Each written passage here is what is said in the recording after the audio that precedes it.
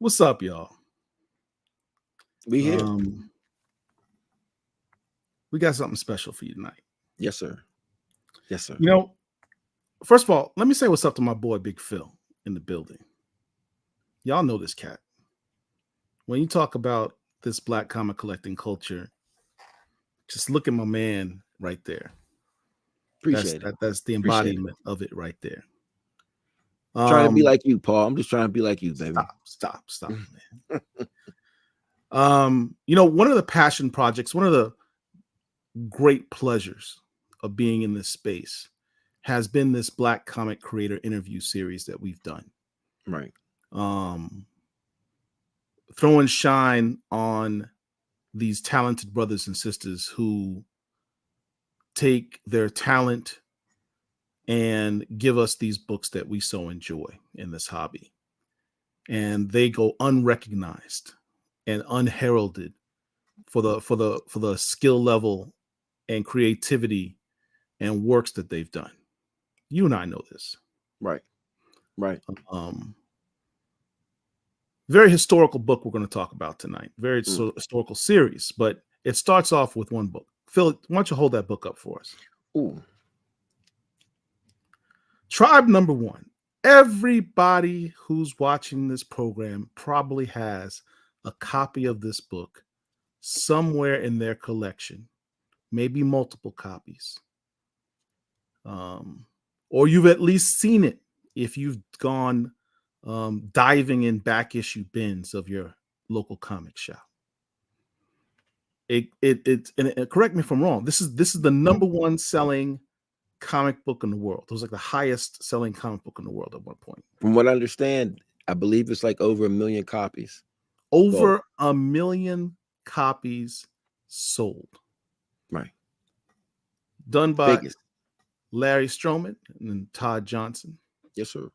They created a series in 1993 at the height of comics We're talking about Image Comics. We're talking about the movement to take comics out of the realm of simply the big two and letting Right. creators own their own company, own their own work. And that's what Image was all about. Right. They took the hottest artists, the hottest writers, said, hey, we let you own your own things that you create under our banner. And I think people don't understand just how the paradigm shifted when Image came about. Like you said, they took the hottest.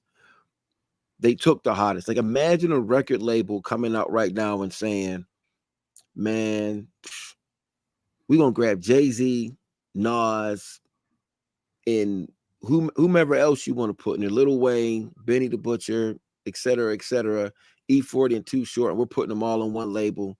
And we're going to let them own their masters, own their work. They're putting out their original work. Like, that's the equivalent of what this is. Like, this was when Image came out, it was just unheard of.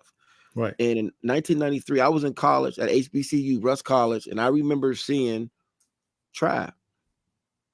And I was like, what is this? You know what I mean? And I'm gonna let you get back. I apologize for interrupting you. No, but man, you didn't interrupt, man. You're contributing. I appreciate that. This is a book that whenever I see it, I pick it up. I literally have a short box full of Tribes, mostly Tribe number ones, couple 2, 3s, and 0s, but tons of Tribe number one. That's a book I just don't let sit because it means so much to the culture. Right. And it's beyond important. The importance of that book is crazy, in my opinion. Yeah. I'm going to get into why it means so much into the culture by interviewing these two brothers. So without further ado, I'd like to introduce you all to Mr. Todd C. Johnson and Mr. Larry Stroman. Good evening, gentlemen. Hey.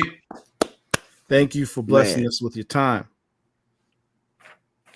My pleasure. Thanks for having us. What was that? My Siri trying to answer your question. I'm turning it off. She's like, my pleasure. And we starting already. He's getting into it already. Siri wants to join it. All right. So what's up to everybody in the chat? Hey. Appreciate y'all. We certainly appreciate you. Oh, you got love from the UK. They're staying up early in the morning to say hi to y'all. Nice. So Tribe, we're talking March 1993. It's getting released. We're at the same time as Image Comics, Milestones out.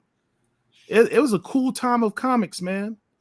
A lot of people don't realize we did a special on this about Image Comics. Image was way ahead of its time. They had like black lead characters on the majority of their books. I don't think a lot of people realized that at the time when they first came out. And having Tribe under that banner was just like an added touch. And I'm a huge Milestone fan. So when Tribe came out, that was like a natural segue, it was just part of that whole time period that was really cool in comics that I really enjoyed. Those are good old days. These covers, everyone's seen the black cover, but these other three are the elusive ones. Did you guys do that intentionally? Yeah, the one in the second one was called the Ivory copy. There was a limited edition. We had printed 1 million copies of the black, but the Ivory there was only 10,000. And wow. It was a very interesting thing from the printer. A lot of the white ones ended up being kind of because of the raised nature of the gold, they ended up getting scratched. Right. So probably 20 to 30% of those were like destroyed. They just were jacked up. So there's probably in existence, there's probably 6,000 or 7,000 of the Tribe Ivories. Now the other two that you see on the end, the purple one, these are both ash cans that we took to 2 different shows when we first started out. The book was not out yet. So at that time, the whole ash can process was a real big thing that you kind of prepped some copies of the book and gave people like a teaser. And in the ash can, it wasn't a full story in the ash can. How many issues of the Ashcan were created? The Ashcan, I believe the purple one was 1,000 copies, and I guess that's kind of like turquoise or whatever. There's about 500 of those. Nice. That's why I've never seen either one of these in real life. Yeah, there's not a lot of those. I'm not quite sure I even have one of those. You got one of those, Larry? Nope. So that's elusive. Yeah, it is. And actually, one of the rarest comics is actually there is a all blue version of Tribe number 2. Really? There was only about 500 of those, and Tribe number 3, there was an all white cover, and that was a total printer mistake. I think there's only about 25 of those things because I think the printer kind of just threw something to the side. I've only seen one of those, to be honest. Wow. Apparently, I didn't do my research enough because I didn't even know about those. Yes, sometimes what happens is the creators and the people that are part of the comics at the companies and stuff, sometimes there's different offshoots that happen at the printing level.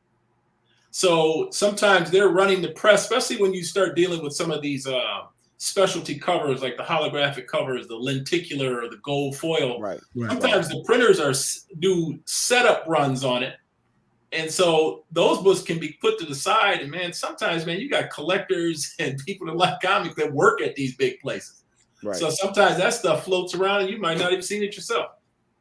So we're talking about this time period, as I said, this framework of the 90s, Image is hot, challenging the big two, as trying to make it the big three. Everyone's buying Image comics. How did you two come together and get your book in the Image? That's a Stroman answer. At the time, as far as getting anything in, at the time, their goal was to bring as many known people who were doing comics over to their company. Right. And I was one of the guys who was working on the X book. So I like how you said known. I mean, that's a polite way of saying the hottest, dopest artists and creators right in the industry. I mean, I understand you being humble, but sir, no, but here's the thing. I didn't like a lot of those guys. I would never refer to them as hot as dopest. Yeah. Okay. I would just say, guys who were doing books at the time. And see, there's a mix too, though, Paul. It's not just, I get what you're saying, hot as dopest, but some of it was strictly a business decision based on who was on hot books. Right. So for sure. At that time, because Marvel and DC were the kings, they are the proving ground of somebody who's on a hot book. And hot doesn't always mean you are the most talented. Sometimes it's a combination thereof. Right. So they were looking just to siphon off whatever heat they could to obviously build up. It's a good move for anybody. That's an important distinction. Tribe. We got offers from a couple of other companies, right? And the end result was we just felt that doing the Image thing at the time was the best decision because we figured the most amount of people would see what we were doing. Right. But it could have just as easily have been a Milestone book. It could have been a Marvel Epic book.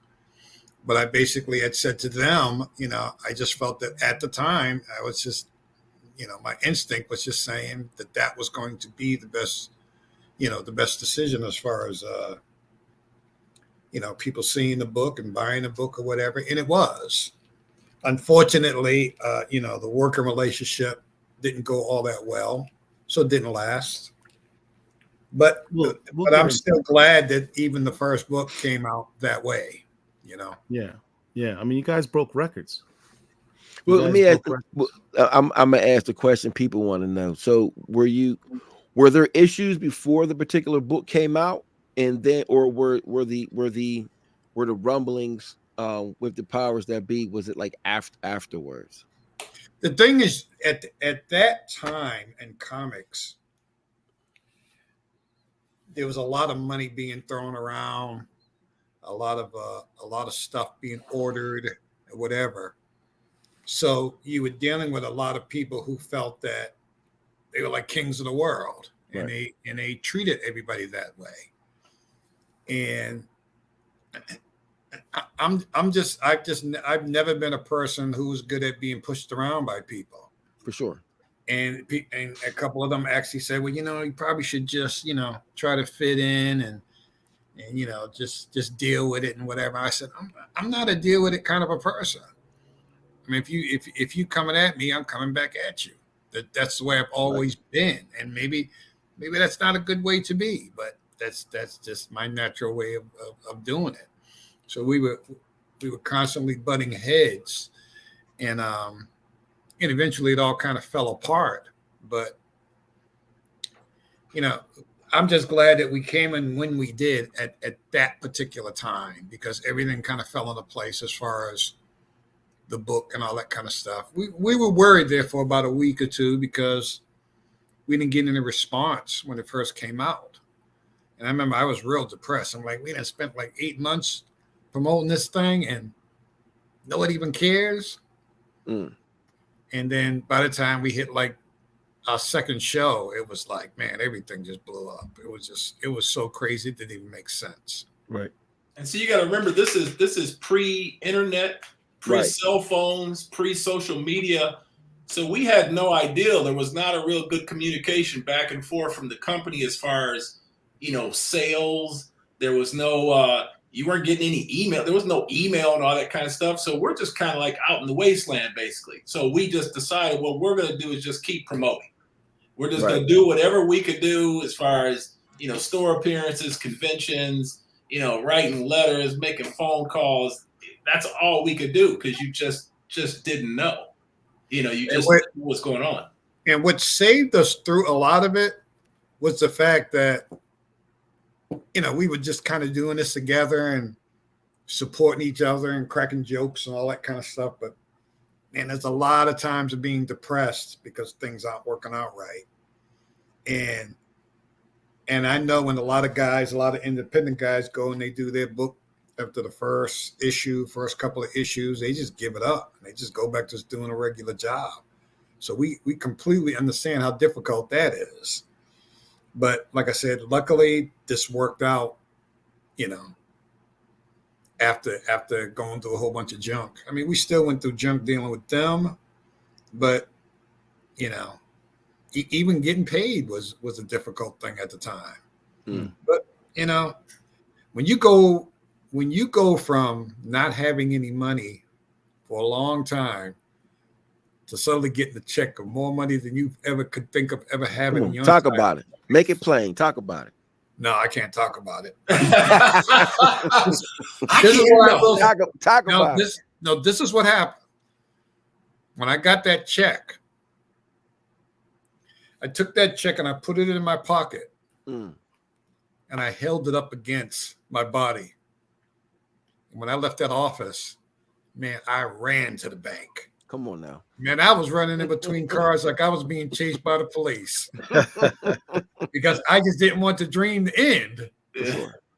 So what I did was I walked into this, when I walked into my bank, up to that point, a lot of times when I would go into that bank to deposit money and stuff, I had like rolls of pennies and nickels and all that kind of stuff. Come on, man. So there was this girl that used to work there. She would frown up her face every time she saw me. It's like, oh man, I gotta count these pennies and stuff, right? Count the vapors. So she always gave me a hard time. So when I went to the bank, I waited until I could get in there. I could get in line and go up to her, right? Come on now. So I walk up to her and she got that frown on her face and she's rolling her eyes like, and I said, yeah, I'd like to deposit this. Come on now. So I slid it through the little opening there. Right. Her eyes almost popped out of her head. Come on, man. And she looked at it and she had a big smile on her face. And I said, no. Don't smile. Right. Not now. Continue to treat me like the guy who had the pennies last week. Right. Before then. And man, she was being so nice to me. It's so nice to me, So that's real life though. That's real life. Well, that's the funny thing with the part he's leaving out is everybody always talks about books being late and all this kind of stuff. The whole payment thing, getting that money that was ours, you're talking about months and months after that book was released, as well as lawyers and lawsuit and threats and all kind of stuff to then kind of just receive what they decided to send you, not even having accurate. Everybody was getting paid off this book except for me and Larry. Wow. Was that an Image? Was that a problem with Image paying you, or? Yeah. And whatever powers that be. So what happened is we ended up setting up kind of a system of our own. We're going to shows and staying out there on the road. That's how we were supporting ourselves, selling Tribe and selling gear and hats and T-shirts. So everybody thought we're just out there like these guys walking into the show with a circus, you know. But that's how we were feeding ourselves. That's how we were supporting our families and everything else, because fighting the good fight on the money, that's just legal stuff until that happens, you know. Right.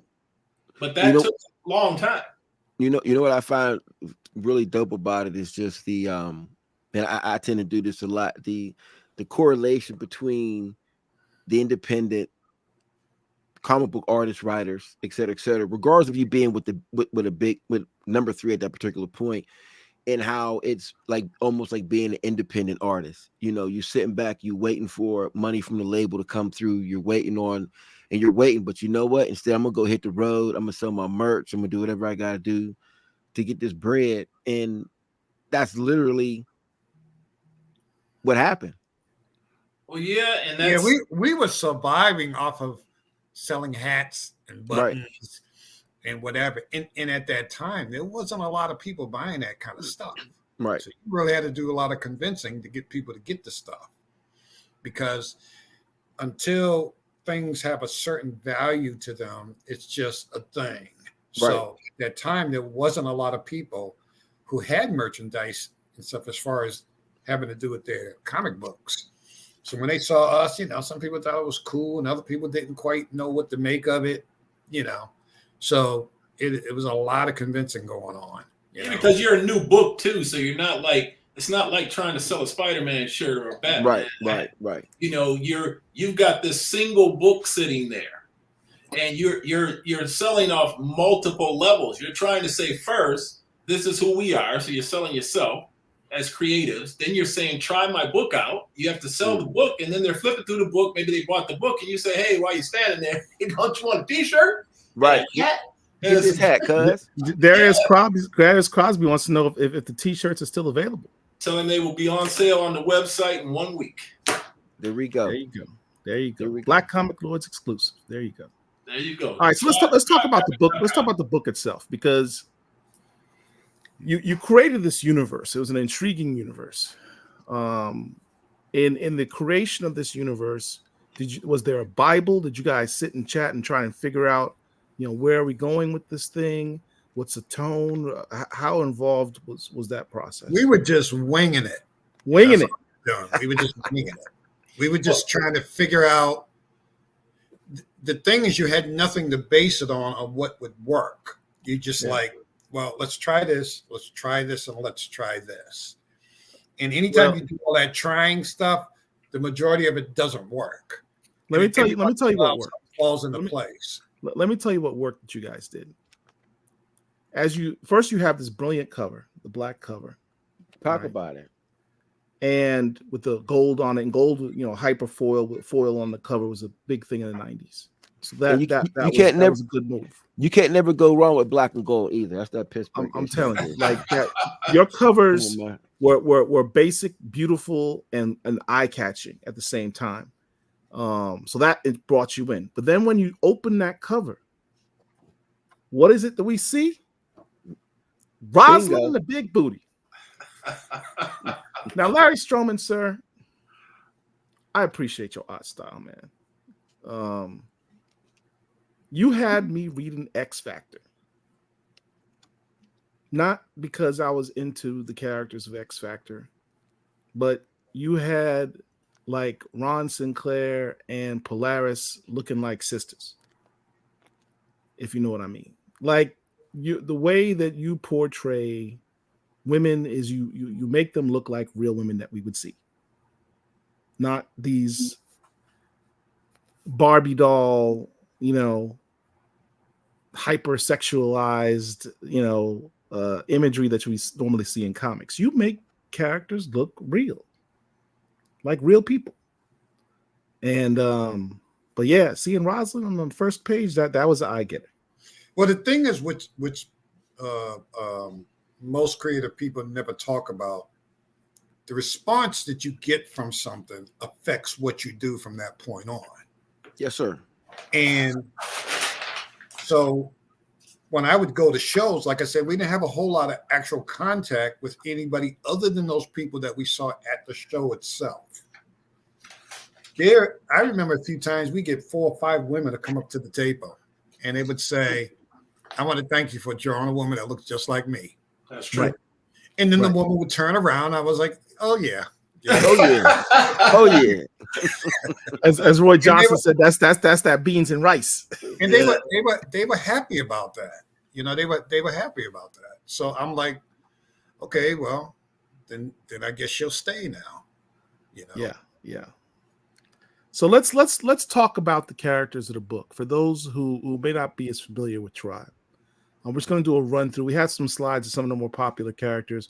I want you to identify the characters, and tell us what their role is in the book, their significance, power set, that type of thing.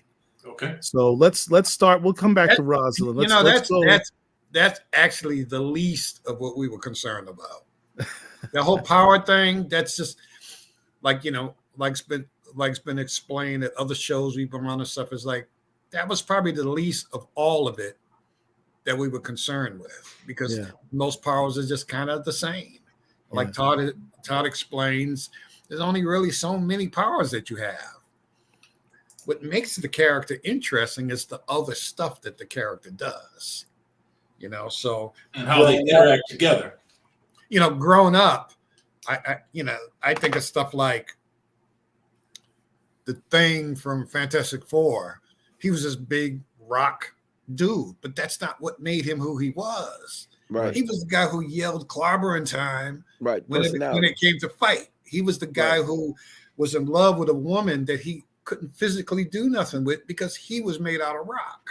So that was a whole nother part of the story. Yeah. And then the fact that he had to constantly deal with the fact that because of the condition that he was in, that had a whole lot to do with his personality itself. Yeah. So that's what ends up happening with all of the power things. It's not the powers in and of themselves. A guy runs fast, a guy's strong, a guy has beams coming out of his eyes. It's just all kind of the same. What makes it different is when you change what those characters do. And it's kind of like that condition. It's like, take a character. You said you liked Steel Pulse. Okay, Steel Pulse is this regular guy scientist that gets transformed into this liquid metal dude. Okay, so now how is that affecting your relationships with your family, your girlfriend, whoever? Now you're liquid metal. What does that mean? How are you eating? How are you living?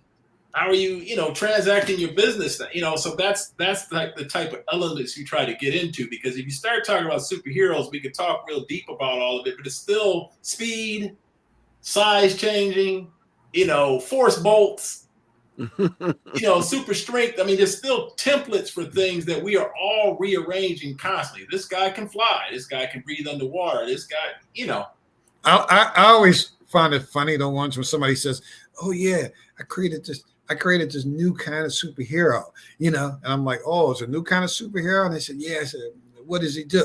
Yeah, he has these beams that come out of his eyes, and then he jumps and he flies, and his cape comes out his neck. And it's like that. And you're just sitting there rolling your eyes like, that's not what makes the character interesting, So let's identify who these characters are. All right, let's do it. Who's this one that we have on the right page here? All right, busting out of the glass is the team leader, Blind Spot, Murdoch Ellison, and he basically has created. He created a suit that allows him to turn invisible, but he's actually an inventor. Period. So there's other elements throughout the book that he is going to be helping people with their particular power signatures and how to control it, and his whole character will expand into other things as he also tries to expand his own power. You know. Yeah, there's a lot of inventors in this book too. A lot of people. One of the villain that's crouching down that he was fighting right there. That's one of the first villains we introduced, named Victor von Grock. He's kind of like a. Let's go next slide, Derek. That is Lord Deus. So far, he's like the main, super baddie type. He pretty much everybody works with him. He's secretly behind the old organization. We have an organization called Europan, which are basically like almost like technology thieves, or like a conglomerate of corporations in Europe and Japan. And some of them don't even realize that basically they're working for Lord Deus. I think I'm gonna cut in. I just remembered something, and this describes what I was talking about with what makes the characters, these individual characters. There was with a lot of the characters, me and Todd were always talking about people that we knew that acted a certain way, did a certain thing, said a certain thing, and that's how we began to come up with the personalities for the characters. Now, just to give kind of an example of how this works, I had a girlfriend for about 1.5 to 2 years, and she was from Nigeria. Real strong accent. A little short, squat, very tough woman. She had been married at one point when she was in Nigeria, so the husband that she had was very abusive to her. So one day, she said she just got kind of tired of this dude. So he came home, knocking her upside the head a couple times. So she says, hey, before all this goes on, let me just go down the hallway and give the baby to one of our neighbors. So she goes down, she gives the baby to one of the neighbors, and she comes back. She comes into the house, turns around, locks the inside lock with the key, and then breaks the key off inside the lock so you can't get out. And she turns to this dude and she says, we're going to finish this right here. She says, and when this is over, it's over. She says she fought this dude for 10 minutes. Wow. 10 minutes is a long fight. Time. Yeah. And she fought this dude. They tore the whole house apart. And when it was over, this dude never put his hands on her ever again. Ever. So it's those kind of stories. When I hear those kind of stories, I'm like, man, that would be a great comic book character. See, I don't think in terms of, oh, what kind of powers would she have? That's the very last thing ever.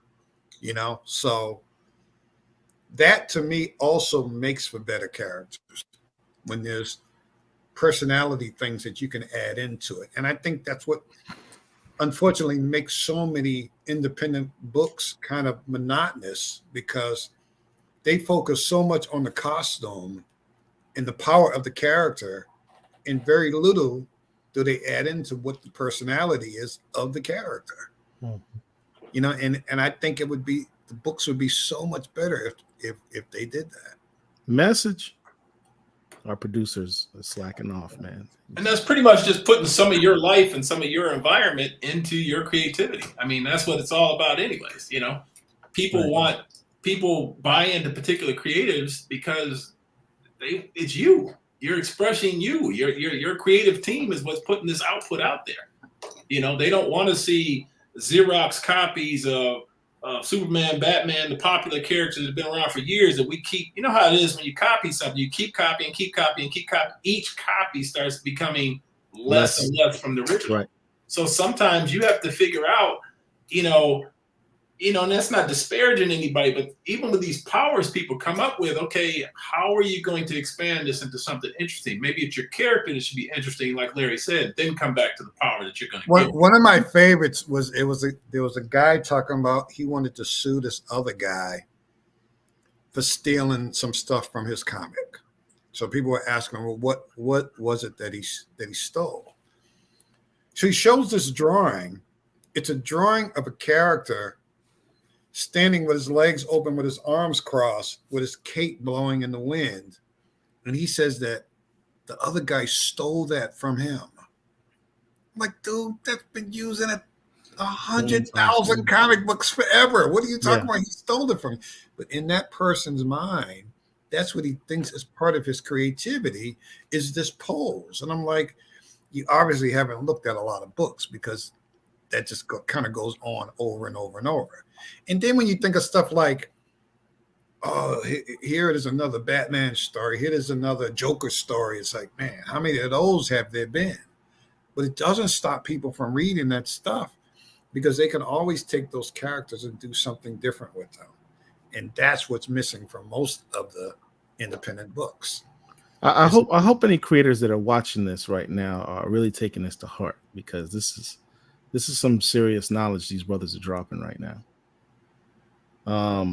So we have Lord Deus, and who's Victor, the character to the right? Victor Von Grott works for Deus. So he's kind of the go-between between Deus and these corporate structures, making them think it is just a regular business transaction that they're doing, stealing other people's technology and corporate secrets and things like that. He's the face of the big bad. He's kind of the face because he looks obviously normal. His power signature, and when he does his thing, kind of a psychic vampire type of guy, you don't see that. Whereas, Deus is a big 8-9 foot character in a big armor. Where is he going? He has to, kind of tend to himself. This is Deus's use of his power, where he's doing this psychic vampire thing. That's Von Grott using his power. Yeah, and he, sometimes he tries to negotiate in regular business fashion, but if he's in a rush or it just amuses him, he just takes your mind over. So let's go to our other characters here. Here's one of our heroes. This is Blind Spot coming out the window, but who's going to catch him at the bottom is Schiff. He's the speed character. He's a super speed through an accident that occurred. He was a professional boxer, and there was an accident that occurred, a car accident, and he ended up getting an injection, which is, I don't even want to explain that because that's going to be explained in the comic. We never got to it, but let's save that. It's a very interesting way of how he got his powers of speed. So when you explain it, is it going to be like a separate one shot with his origin, or is that going to be in? It will be right in the. Yeah, we have no one shots planned at this time. Everything will be right within the comic. We'll, obviously, with only 4 issues done so far, we didn't get a chance to expand the story. Obviously, everywhere we wanted to go. So we've had several people ask in the chat a number of times, is Tribe coming back? Most definitely. I was about to do my Keanu Reeves, John Wick. Oh yeah. I think they're back. People keep asking if we're back. I guess we're back. They're back, y'all. They're back. They're coming back. I'm gonna ask a technical question. Are you going to start back at number 1, or are you going to continue to number the series? Because I know you did 1 through 4, but it was really 1 through 3, and 0 was 4. So would this be 4, or would it be a new number 1, but it's a continuation of the story? We're not rebooting. You're not rebooting the series, are you? We're not rebooting. Those issues stand as part of the continuity. We will continue the story where we left off. The numbering thing is more of a marketing thing, and so I would say from here today, I would say that's to be determined whether this will be a number 1 or will we be starting off. Because one thing we are going to do that is a little unusual is a lot of people collect their first 4 issues and make like a graphic novel, so that would be considered a reprint. We're doing something a little different. We're actually doing what we're calling a remix. And we're gonna have we're gonna have 135 variant covers. Where's Derek and his Black Comic Lords exclusive thing? Derek, man, you there you go. My producer's in the background, just I don't know, he's drinking. This is a Black Comic Lords exclusive. That's hot. I need you to bring your A game, Mr. Producer, please, sir. Well, part of what we're doing with the remix that'll be a little different than your standard reprint is we are actually recoloring the whole book.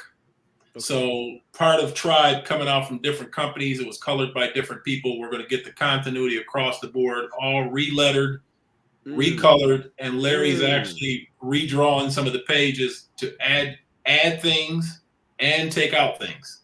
Oh, so see, the thing is, and we didn't have any control of this. The colorist and the letterer got way overpaid. You know, and we didn't have any control of that. So this time, we're not reprinting anything that we have to pay somebody for again. That's why the letterings are going to all be done by someone new, and the recoloring is going to be done by someone new. So do you still? So I take it you still have all the original pages, or most of them. We have all the original pages. We've never sold any pages from Tribe.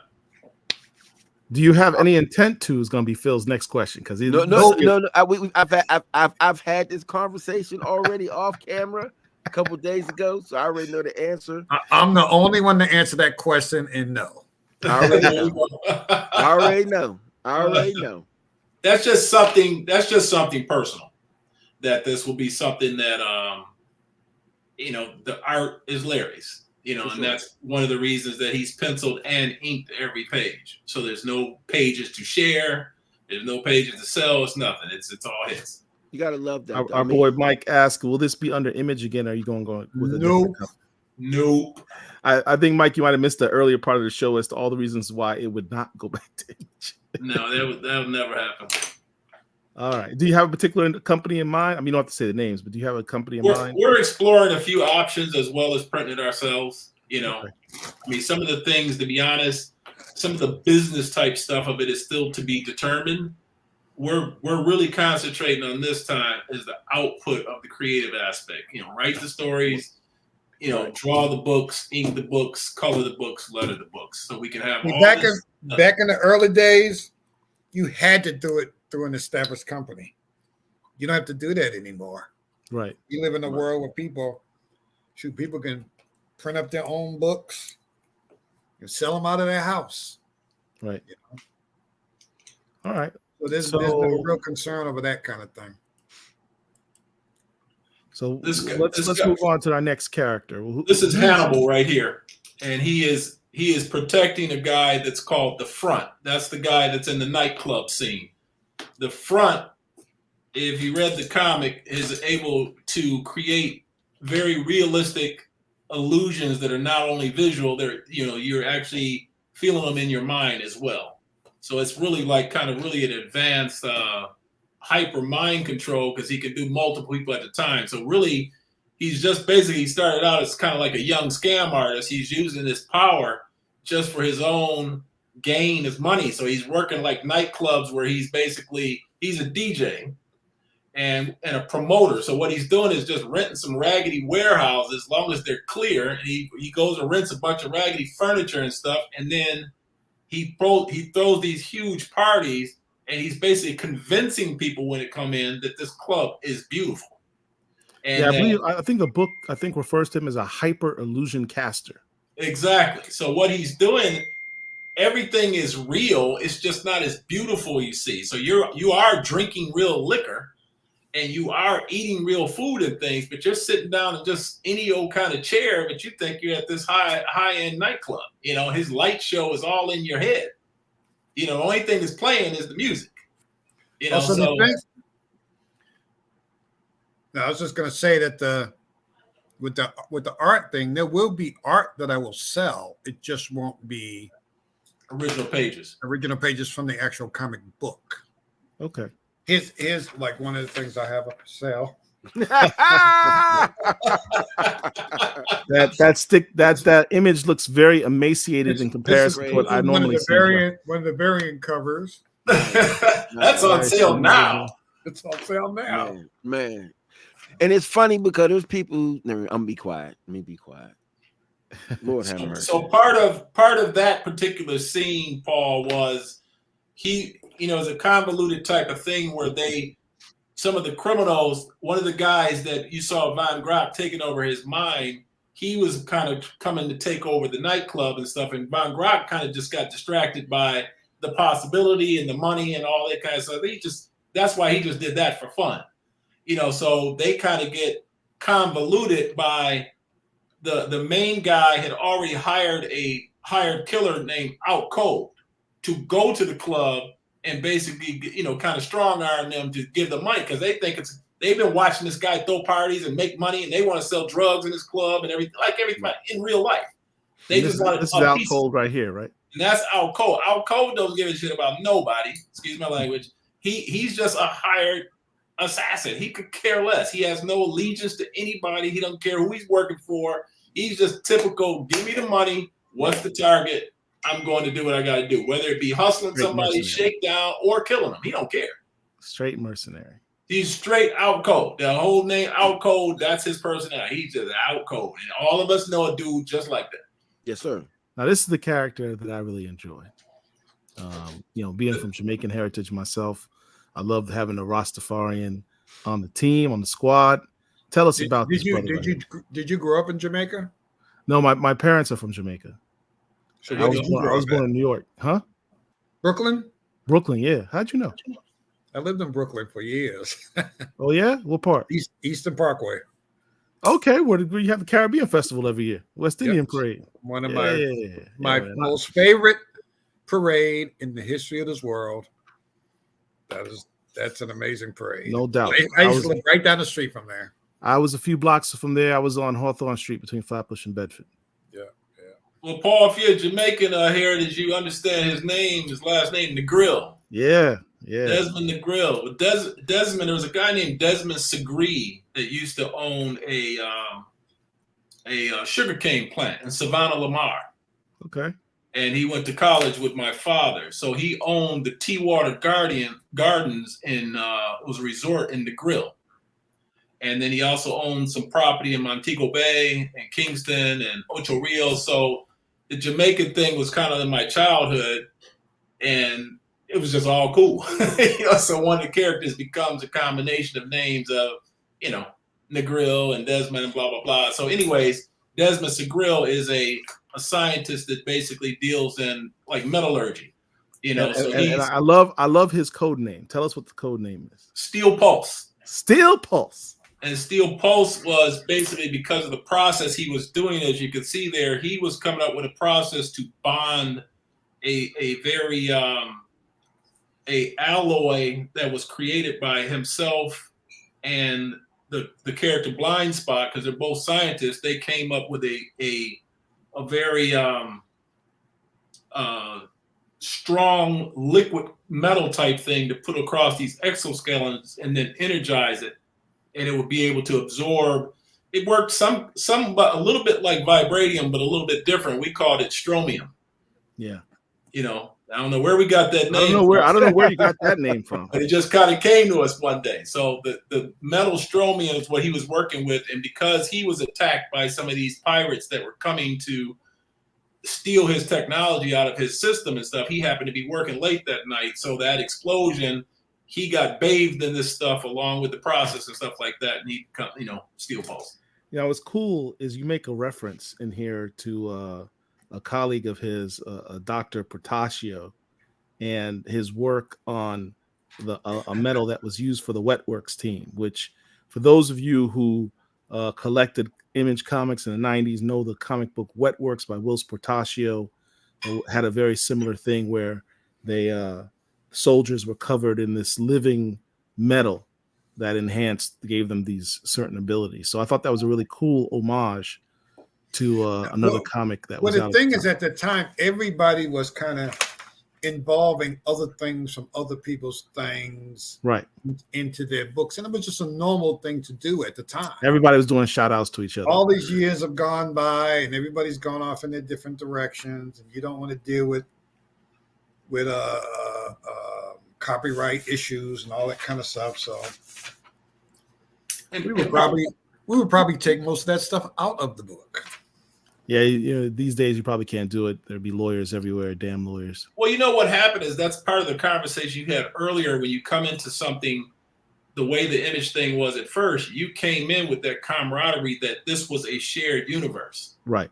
And everybody was at first treating the Image comics, all the artists and all the creators were treating the everything like they were all pretty much in the same cities, or at least the same world. Right.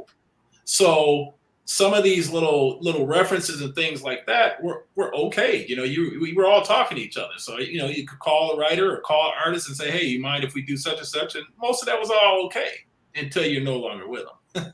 And we're gonna touch upon that a little bit more in a few. Oh, well, right now. Because here's another character from the same Image universe. Savage Dragon.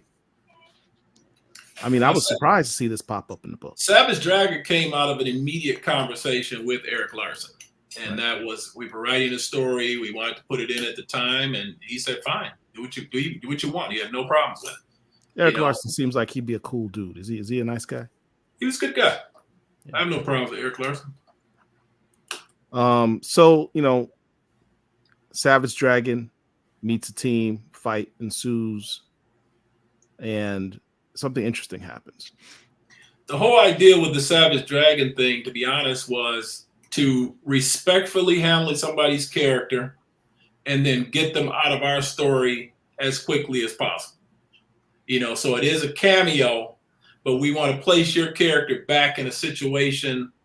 And part of this time loop and thing that we did with the Deus character, because his chair obviously is kind of a chrono chair type thing. He can travel through time and space and all that. And that obviously didn't get all the way fleshed out in 4 issues. But anyways, what he did is, because he had no time to set any of the controls or anything like that, the chair kind of intuitively took Savage Dragon to a place out of his system.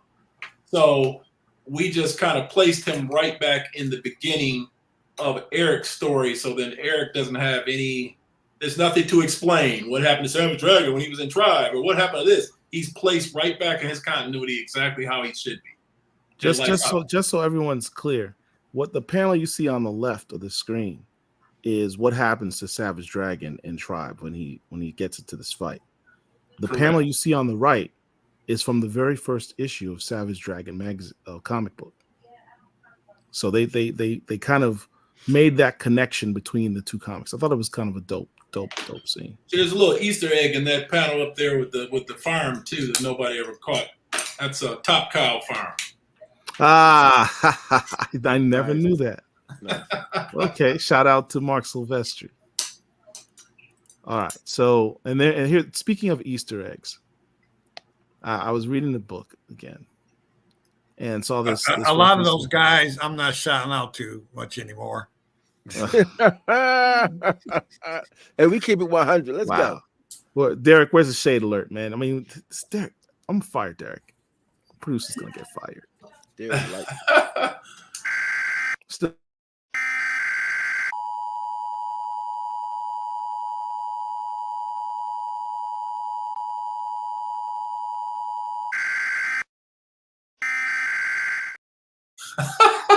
Larry Stroman's going to get us in trouble. No trouble here. Good trouble. All right, so you put this little Easter egg or homage to Dwayne McDuffie and Milestone Comics in this section right here. I thought that was really, really cool. Well, I think they did something of us in one of their books, but like I said, it was just what everybody was doing at the time. Yeah. And some of it is just respect of creators that were, like a lot of people in the circle of the business are actual friends in real life. It's not all just like competitors and doggy dog. Where that does exist, there was some just conversation. You meet somebody at a show and they say, hey, can I have one of my characters, be in your, it was just an exchange sometimes, It still happens to this day. You see characters, crossing over all the time. Just pick up the latest issue of Philadelphia. There you go. Philadelphia's had Spawn and Savage Dragon. Another shout out to Milestone here, reference to Paris Island, Dakota.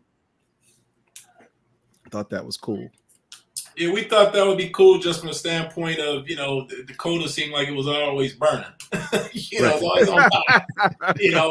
Holocaust and everybody, so it's just like, hey, this, so the newscasters making kind of a little joke like newscasters do that, you see all this burning, it's not Dakota, It's like this reference, where's the worst possible place, the worst scenario you could possibly be? in the middle of a blood syndicate fight somewhere. That was exactly. it was all just humorous type stuff. Just like you caught it, we're 30 years later talking about some inside stuff that me and Larry put in a comic. That's the legacy of a book like this, that you want people to get what you're putting down. Right. You're talking. Another reason why this book is so historically significant. These type of references. It's funny, man, because it's like we were saying before, this is a piece that came out pre-internet, pre any of that type of situations. Like that's those type of references, and just the way this particular book was, it would have just lit up like wildfire, in my opinion. And like you said, sometimes you had to wait so long to see what the result was, just because of I was going to say the way things are in real time. You don't get to hear until you get letters in, or seeing people at conventions and things of that nature. And if things weren't necessarily all good at I'm about to say this, at the label, at the company itself, then you're kind of in the dark to what the reception is, because there used to be a time in the early days when I got into comics where if you heard any kind of response, unless you went to a show, the only response you would get was there might be 5 or 6 people that might write a letter to say what they thought of some book. And at the companies, they weren't always good at letting you get those letters. Okay. They would give them to you whenever. And one time I got a letter from the guy I went to high school with. And when I received that letter, it was like 10 months after he had sent it to the company. Wow. So when I finally got it back in touch with him, I said, "Oh man, that's great. Between you and your girl." He said, "Man, we ain't together no more." Other things he was telling me was going on in his life at the time. Right. But now everything is instant. I mean, instant. Well, that's an interesting thing that happened to us too with the Tribe thing, because we were selling the gear and things in the back of Tribe. We had our own address in the back of the comic. Okay. So let's talk about that, because one of the things I thought was interesting in these books was the marketing. And you put such things in context that I hadn't thought of before, or I was unaware of. The fact that you were selling this merch to make ends meet, because you guys weren't getting paid on time. But it was from the outside looking in, it looked like, man, this is a movement. This is a big time thing. We're not just talking about a one-off comic. We're talking about, this is a whole big production. They got this cool logo. They've got insignia. They got hats. They got T-shirts.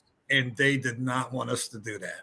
Cards. No. Trading cards. They fought us every step of the way. Who do you all think you are? Barnum and Bailey? Yep. Right. Like who gets trading cards on their first issue? What do you mean coming to a show and having your own table? You're supposed to be sitting with us. Yeah. Right.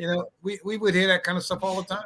Right. We walked I don't want to sit with you. I want to have my own table. We walked into one show and all we had was just one box of hats, the first hat we had launched, and we had some buttons. We had a black and white button and then a white and black button, like a reverse of it. And that's all we had. It wasn't a lot of stuff, but we were trying to promote our project. So one of them, to be not named, we're not going to name drop or anything, he comes on and asked us, "Do you guys think you're like the Batman movie or something?" Because at that time, the Batman merchandise was everywhere. It was going crazy. Right. And we just thought that all the pitter patter that was going back between them was always very unusual.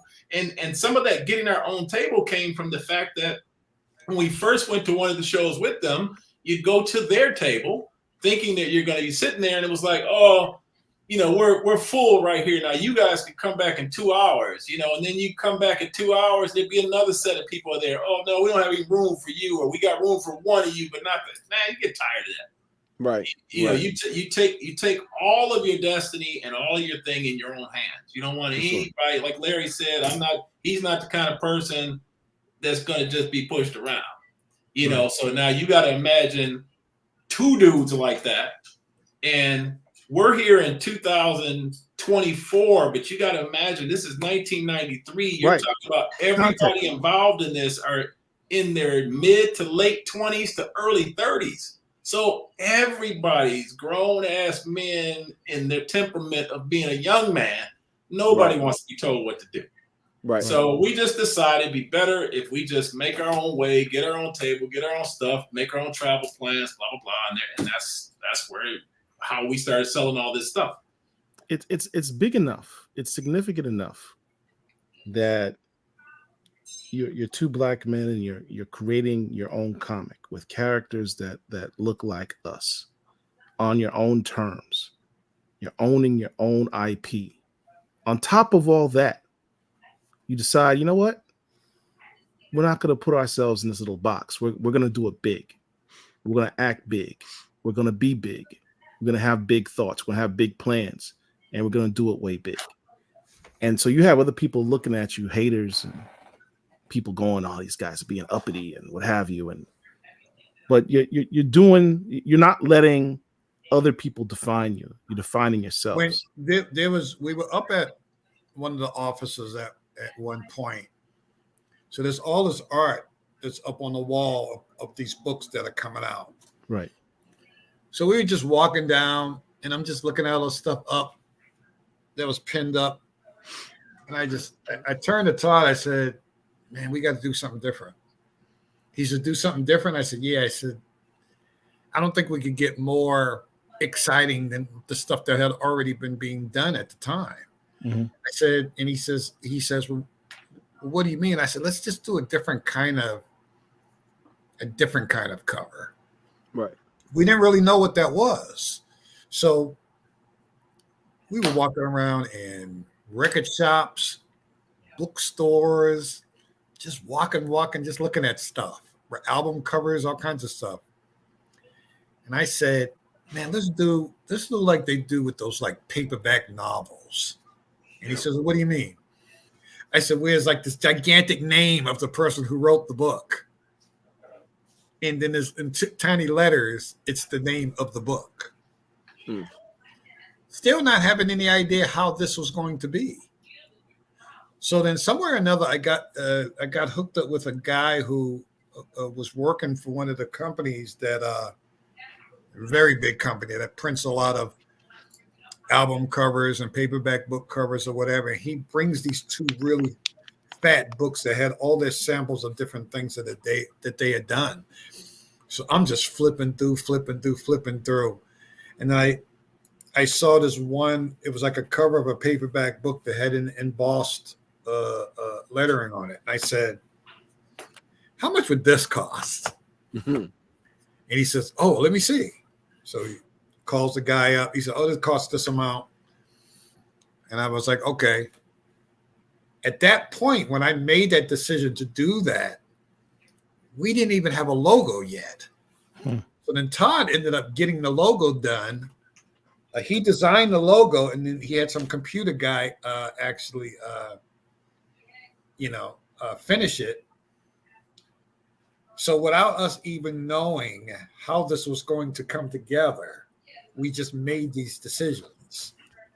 And then next thing you know, when we finally get the cover, I was like, "Oh, this is kind of cool." But we had no idea how different the cover would appear to people.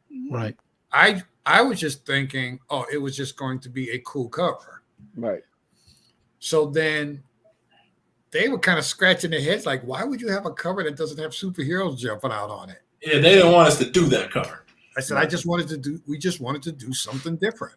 Right. But what ended up happening is after all the time that's gone by, that ended up being one of the most recognizable covers that has ever come out of that company. And there are people that don't remember the name of the book. They don't remember our names, but they say, "Wait a minute, isn't that book, that cover, right, with the gold thing?" They always remember that. They remember a single person who's they don't remember the name of the book. No one who's ever been to a LCS and flipped through long boxes is unfamiliar with that cover. Well, you know, the interesting thing of that time, when Larry's talking to this guy, his name was Marlo Newman, and he was like one of these guys that's whatever you wanted, he was going to make happen. He was like a broker of paper and printing. So he would call if you said you wanted blood in it, he's going to call somebody and drip blood in it, whatever. But Larry sitting there discussing it with him about cost.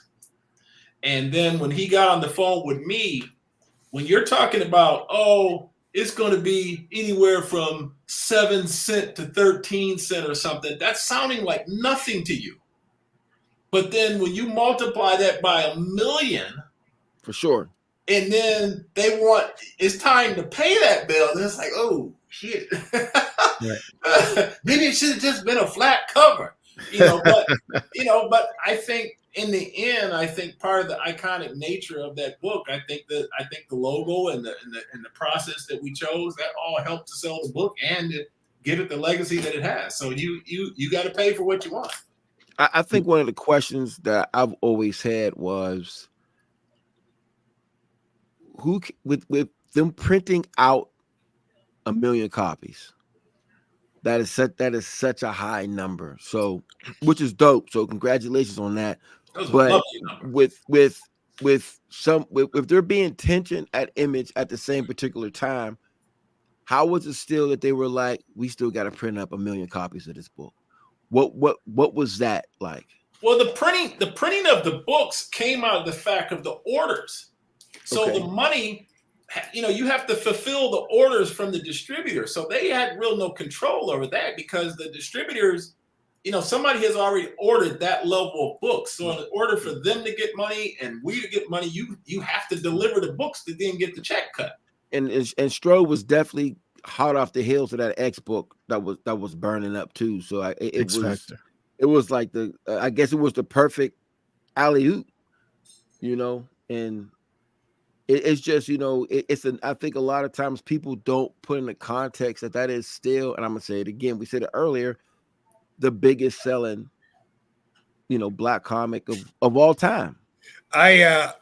I'm not going to mention this dude's name because I don't care much for this dude, but I was working on a book. I was working on a book at Marvel. Okay. I didn't really care much about it. It was just a book, and had a lot of issues with doing the work, and so I got fired off the book. Okay. So I come into the office to fill out for the few pages that I did for the book. It was only maybe 4 pages.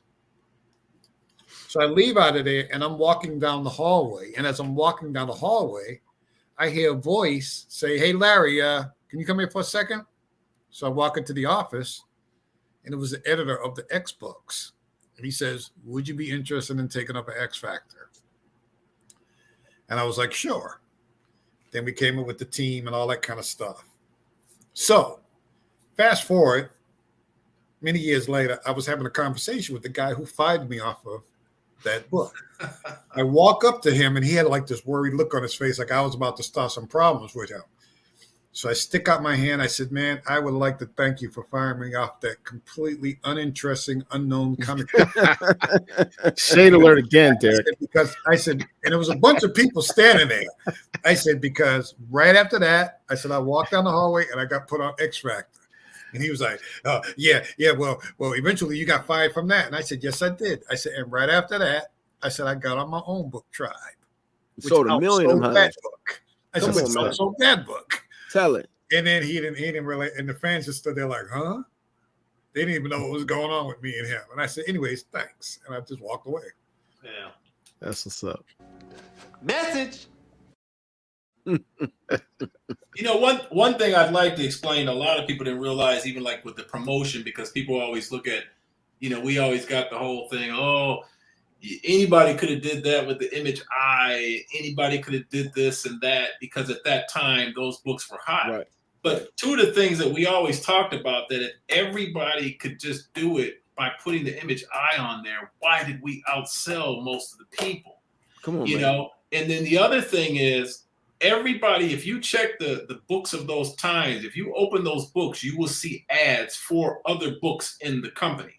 Mm-hmm. That was what we were told, that the books were all going to be promoted across the platform.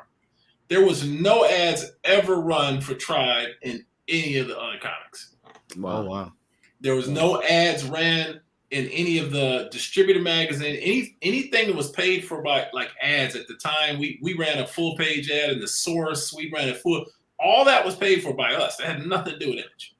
Oh, wow. So any promotion that was being done of pushing things out and cutting deals, that we did that all ourselves, you know? So yeah, we're taking all credit. Did the ad and the source come out before the actual book came out? The ad, the source actually came promoting. It was supposed to promote the next books that were coming out. So the ad, the source ended up being promoting Tribe 2 and 3 from Axis Comics. Okay. What do you know? What source issue that was? I do not, but it would probably be somewhere around April or May of '93. Yeah. Try and track that down. I'll try. I think I have a copy from it. You already know. You already know where I'm at with it. Yeah, I know where you at, Phil. I'm right there with you, bro. Yeah, all right. So after Tribe 1, there was Tribe 2, 3, and 0, which was Tribe 4, which is going back. What? And then we have in Tribe 3. This is the final page. You got Lord Deus on the final page, and what is pretty much like a cliffhanger. What happened? Why? I mean, we had the Tribe 0 that came out sometime later with under a different publisher, which I also want to explain, like, how did that come into be where you went to all of it had to do with me. Okay. It had to do with how I felt, what I wanted to do, what I didn't want to do. And I remember one day we were driving in a car coming from a signing at a store. And I said to Todd, I don't want to do this anymore. And it was just that simple. And I think he thought that, it was just because I felt that day or whatever, but I just didn't want to do it anymore. And he says, well, what do you want to do? I said, I don't know. I don't want to do this anymore. I said, I'm going to go give me a regular job. And I just walked away from it. And I just went and I got a regular job. And then from that regular job, which was a security job, I was fighting people all the time. And I realized, man, this is one of the greatest moments of my whole life. I never felt so energized as I did fighting. So Todd had no idea what was going on. And so I showed him some of the film. Hey, hold on. He was like, damn, man, look at this dude. Yeah, that was funny. And I was just, man, I said, I have never felt so alive than I did doing what I did. So were you like ultra like crazy with security with the fighting, or was it things that were warranted, or were you just like going for it? Well, in the process, I confiscated maybe 10 knives from people. I had messed up my hand, my knee, my ankle. I had fights 2 or 3 dudes at a time. Then I eventually got shot at. Oh, so this is real. Yeah. Well, let me tell you this much. He told me security. So I said, okay, Sound like a bodyguard. But until he came and showed me the video, I mean, these cats were getting pummeled, man.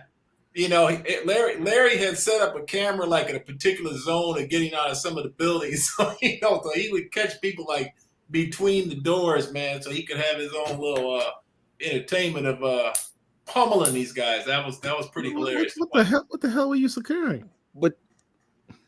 Just loss prevention of products and stuff. He had the store going crazy. Hey, Larry, listen, bro. Listen, man, we didn't tore aisles. I mean, I told him to delete them films. We did knock the front door down. I mean, just crazy. And I was having a great time. The hand that got messed up, that wasn't your drawing hand, was it? Was it my drawing hand? Yeah, a little bit. Oh wow. So you were Bishop for real. See how that segued into that real quick? No. But the thing is, it didn't get injured from anybody doing anything to my hand. It got injured because when I chased people, I was reaching out to grab. And when you grab somebody and they yank from you, you know, I had popped a couple of fingers a couple times and stuff like that. And then I eventually realized, well, I'm not going to grab anybody who's running anymore. I'm going to push them while they're running. Wow. That actually works out better because you push them off balance. So, but eventually it got to a point, and I think after the getting shot at was when I said, you know, I think it's time for me to go back to comments. So what I ended up doing is I ended up getting the security job at a plasma center. Okay. And there's some wacky people that come into the plasma centers. I mean, these are like all kinds of crazy drug users, practically homeless, people angry at the world, all that kind of stuff. But I never had a fight. I never had a fight at that job.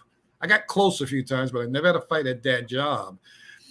But I was being cussed out every single day. I mean, I've been called every name you could ever imagine, just a million times over. So what ended up happening is when I decided to go back in the comics, I remember for that first week sitting at home in front of a computer just drawing, and I was like, man, it's so nice and quiet around here. I'm like, nobody called me out of my name for a whole week. Right. I said, man, this. I think I'll stick with this. So I've been pretty much drawing ever since. That was an exclusive, y'all. Just in case y'all didn't know, that was a super exclusive. And that was amazing. I'm going to show you a super exclusive. Nobody knows this one. So I'm going to give you a Black Comic Lords exclusive for all the people that said we were fired from Image and all this kind of stuff. The writing was on the wall at the Image thing so quickly that we kind of started putting together the company that was going to be Axis pretty much immediately. Okay. So for those of you who have Tribe #1, if you take this issue here, you can go look at the DJ booth up here, and you will see the name of our company in Tribe #1 right there. It says Axis. Oh, wow. So that's right when we were drawing. Open up that first page of that. No, the first page. No, what's the second? What's the next one? No, the next issue. The next issue. Next page or next issue? Next issue. Do you have the next issue? Yeah, of course. Got plenty of them. Okay, if you look at the inside of that issue,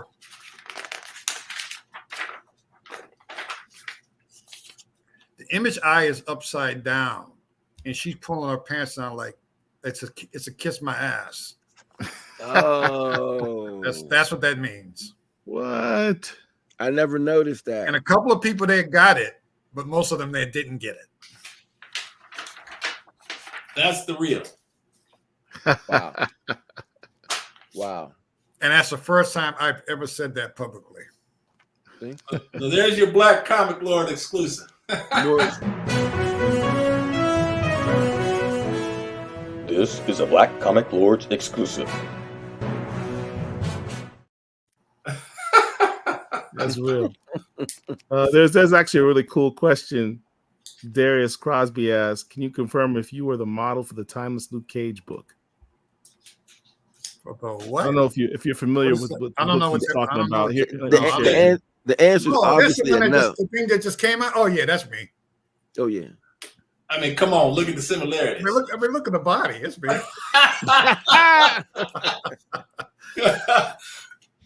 That's when he was whooping people's ass from the security job. I think that this is the most hip hop episode ever. We got disses, we got beef, we got sneak disses, we got all this. Man, this is great. This is why I'm on this particular one. But I will say this, and I think I don't want to skip over this, is that Brother Stroman Bishop was based upon you, correct? What if we come back again? Remind me to tell you the story about being sexually attacked by this old white lady in one of the shows that we were in. This is good. This is a good step. We can say that for the movie though too. The only time I didn't have his back. Yeah. I was stunned. It was too much. No, All right, Larry, so you have this new book coming out. Paul's trying to reel it in, y'all. I guess we gotta be good. Paul's trying to reel it in. Go ahead, Paul. Do your thing. I'm just trying to keep us focused. There you go, Paul. Because we got a lot of questions in the chat. All right, what you're looking at here was actually a 6-page preview that was in a book called Axis Alpha that we did once we got to do our own company, Axis. But this 6-page preview was an example of some of the bullshit that went down with the image thing. This was supposed to appear in the Diamond catalog. Yeah.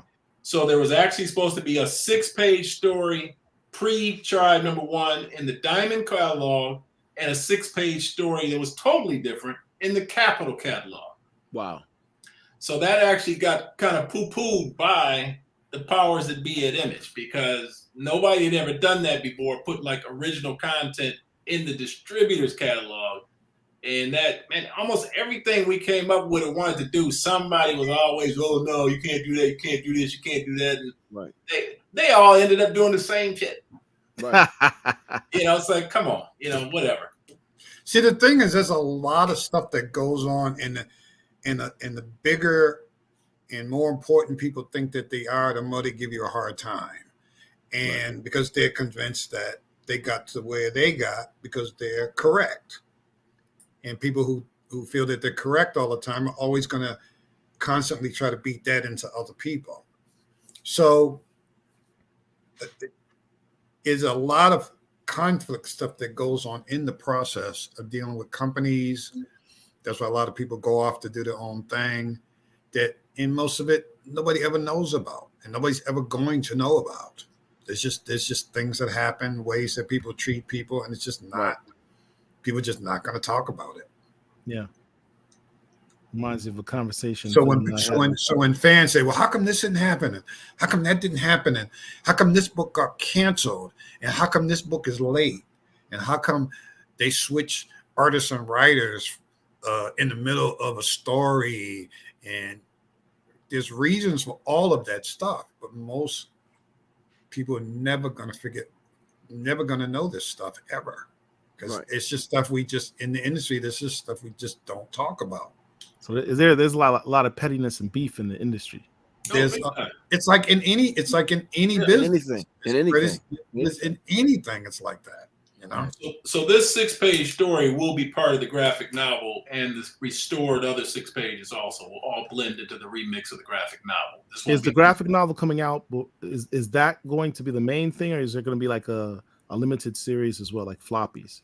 No, the graphic novel will just comprise all the old material that will probably come out after we release the brand new comic. Okay.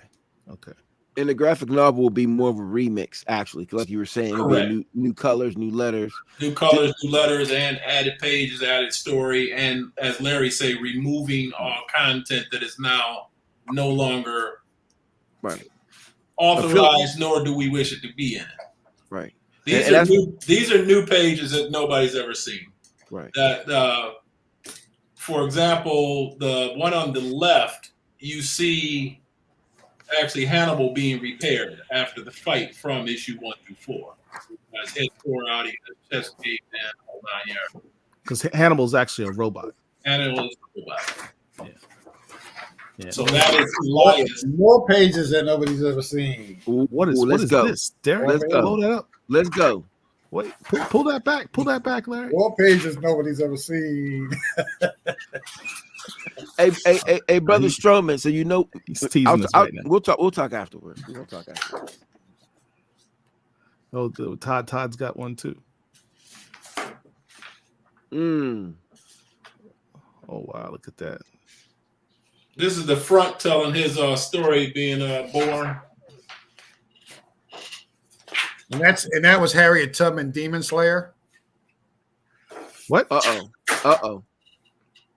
That's the shift. See the little run thing there, yeah.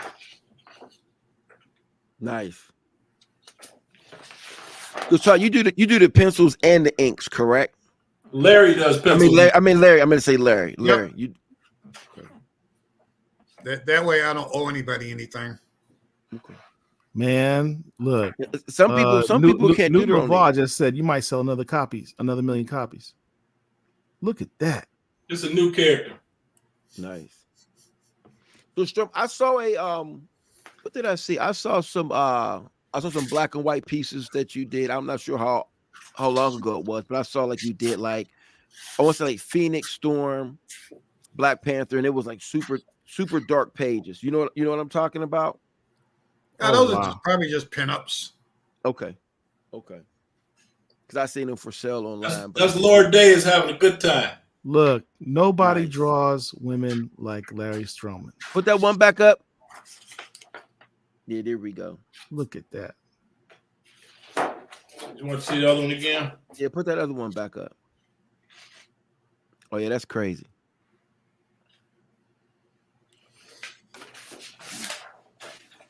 This is a little flashback to the series. Those inks are just crazy. You almost don't even need to color that, man. If y'all decided to do it black and white, right? About Schiff taking the pills. This is a flashback of Out Cold when he came into the club right before he jacked everybody up. And this is a flashback when the robots the dudes in the suits appeared in Tribe 3. So this is just a flashback scene that they can, it's all gonna come together. Man, I think you guys need to go back to your origins and do an Ashcan version as a teaser and leave it in that black and white as a promotional item. Just my 2 cents. Or maybe a black and white variant with just a limited edition, maybe a noir version, like Philadelphia has a noir version. We'll have to put you guys all on the marketing team, Hey, great idea. You didn't say less, bro. Hey, you already, obviously you didn't check the text I sent you a little bit a while ago. Todd, did you check that, Playboy? I need to check that. Before we get to Detroit. For sure. Todd, you're being coy because you know what we're gonna do. You can't reveal it all, man. No, you can't. You can't. Not everything's a Black Comic Lord. Then you won't want us to come back to the show. We got to bring some more gems, tell some more good stories. You're invited anytime, man. Larry's got a really good Rob Liefeld story. He'll tell you next time. See, y'all starting already. All right, Derek, bring the slide back up. Okay, so where were we? Do any of you all do comics? This is all new stuff. No, I don't do comics. No. I just collect original art and comics and and everything else involved with that. But I don't do any books as of yet, but I may have something in the works for my exhibit that's coming out since you brought that out of me right now. Yeah. That character you see jumping out of the window, this is a new scene. That's he was introduced in Tribe in the original Tribe, but you didn't see much of him. His name is Short Order. Okay. And Short Order is a guy that when he's hit with kinetic force or anything like that, he starts splitting into multiple little tiny. He keeps getting smaller until there's a whole mob of him. There was a small scene with him fighting with Rosalind in Tribe #1. Comments explain. Yeah, I see you, Rob. We'll talk, man. We'll talk. All right, so here we go. Mr. Stroman, I wanted to talk to you about some of the past work that you did. For those that maybe for living under a rock or something, are just not familiar with Larry Stroman's work, he's just a legendary artist. One of the things that we talk about in this space is the importance of, as an artist, of being original in your style. Like, I need to be able to look at a cover or a piece of work and immediately be able to tell you, I know who drew that. Larry Stroman's got that style. You cannot emulate that style. You cannot fake that style. Right. It's unique unto himself. And that's one of the things that's always drawn me to his art. Here's some highlights of the career. Did some Dark Stars for DC. His run on X Factor was legendary with was it Peter David? Were you a co-creator of Strong Guy? No, I didn't create any of those characters. They all existed in Marvel. They all already. existed before. But you also worked on this Black Panther annual. Yep, I think I did a half of it or a third of it, whichever, with Ken Lashley. You did. You and Ken Lashley did that book. I'm still not sure I'm not sure who he is, but I see his name. Here we go. You guys must be best friends because y'all talk exactly alike. I actually, Phil and I talked to Ken Lashley this weekend. He was down in Orlando for the art exposition, and he signed this particular issue for me.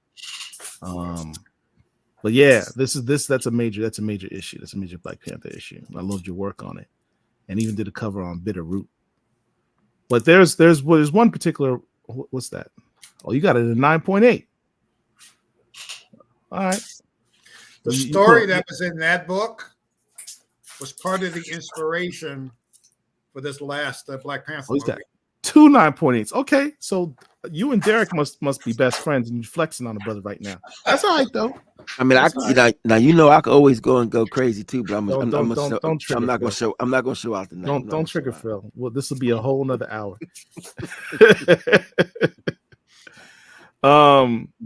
But yeah. Let's talk about this. You also did work on X-Men: The Times and Life of Lucas Bishop. And that ended up being one of the most disappointing things that I ever did. Well, why is that? And the reason why is I put 120% into doing that book. Okay. And nobody responded to it. Well, I didn't see any letter anywhere. I didn't see any comments anywhere. It was like the book just did not exist. What I remembered most about this book was this page on the right. I really enjoyed doing that book. You did the very first "What if the X-Men were black" image ever. There was recently another Bishop book done by our boy Sean Damian Hill, in which Bishop travels to an alternate dimension. That guy does some kick-ass work, I'll say too. Yeah, he does. And the X-Men are imagined as black, and people are over the internet. Oh, I can't believe this never happened before. I'm like, yeah, you didn't read X-Men: The Times and Life of Lucas Bishop with Larry Stroman? He been done did that. But what I also wanted to bring up was the image of Bishop's my favorite X-Men after Storm. You mentioned before we were off camera, so kind of the story behind Bishop. What can you tell us about the origins of Bishop? Who, me? His look. Oh, Todd was telling you that. I wasn't telling you that. Okay, Todd, you tell the story. See, when you say Bishop, you're being humble again. A lot of people don't remember the Jerry Curl Bishop, which is who he was talking about. I've never seen. Well, the original Bishop was created by artist Wills Portacio. Yeah. And the original visual look, I know his writer worked on it as well, created the character, but the visual look was based on Larry Stroman, and that can be verified by Wills himself. Other than the Ashford and Simpson mullet, Jerry Curl. So you were the inspiration for Bishop. You were the inspiration for the Timeless cover. You seem to be a very popular figure, both in front of the pen with of art, and as the inspiration of the art. So I thought that's kind of a dope thing. And Eric Larson drew me in an issue of Savage Dragon. He did? Which one was that? It was something with recently. Really? Yeah. I'll have to check that out. And he was used as a writer in Milestone named Johnson Stroman that got killed. And I believe that was in Hardware. Huh. Was he working security when it happened in the character? No, he was a writer writing a book called Tribes in the Milestone universe. And nice. They assassinated him. Oh, that's shady. So this is the book that pops up in our space all the time. War of the Independents #2. For those who are unfamiliar, this is a book where it is amalgamation of various Black independent comic book characters were brought together in this issue in a story. It just never happened before. Unprecedented, history making. And this book also has the distinction of having a cover with the most Black characters, Black created and owned characters ever on a comic book. Ever. And Larry Stroman did this art for this cover. The front ever cover. so far. So far. Oh, that sounds like a challenge. You can't be. I thought you was going to leave that as an It's not like you have a exclusive. comic book that's coming out and you want to make variant covers of. Is it? Stay tuned. We'll see what happens. We'll see. We'll see. Nothing would make me happier than to have a variant of Tribe that breaks this record. Have Larry Stroman break his own record. So I throw the gauntlet down, sirs, and I challenge you. Black Comics Lord variant cover, right? Whoa. Shh. Man. Y'all just can't hold anything. All right, man. Brothers, it has been a true pleasure having the both of you on this show. No, it's true. It's truly an honor, man. I'm glad. Before we was even, all right. let me say this, man. Before we even do this little, I can't wrap up just yet. I have to say I've been quiet because I've been a guest on this particular show. Man, speak on it, man. Speak your mind, Let me bro. say, I've been blessed to be able to meet a lot of different writers, collectors, creators, things of that nature, on my journey with this film. And just even besides for that, I've been able to do that. The one thing that I like about, you two brothers is just the honesty. Even when we were behind the scenes having our particular conversations. And, even when, I'll be very honest, like the first time when Todd hit me up, it was literally, had nothing to do with doing anything with Black Comic Lords, because I'm like they little cousin. I'm not really on Black Comic Lords, but I'll show them a little bit of love when they ratings need to go up. I help out. You know what I'm saying? No, explain the context though, Phil. Tell them about Collections in Black, what you're working on. Oh well, thank you for the alley-oop, my brother. I don't mind if I do. But so Collections in Black is a film that I'm currently working on, where I'm actually showcasing Black collectors, writers, artists, and just everything dealing with the culture in general. And I've been going around the country filming some of the dopest collections. I've been linking up with some of the dopest artists, dopest writers. And Todd hit me up and we was chit-chatting. And, he threw me an alley-oop about coming out and linking up with them in Detroit.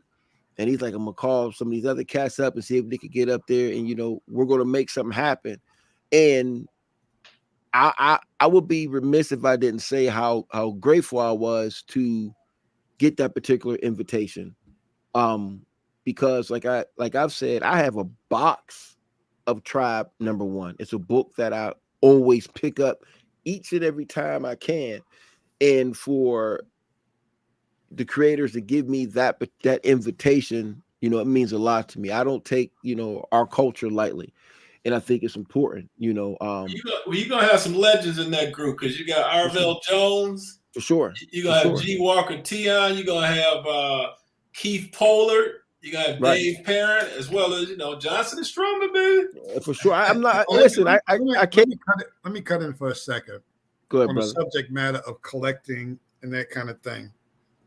There's a guy named Willie C. Cordy. Come on, man. We know Willie. Okay. Come on, man. We know Willie. He was in the chat.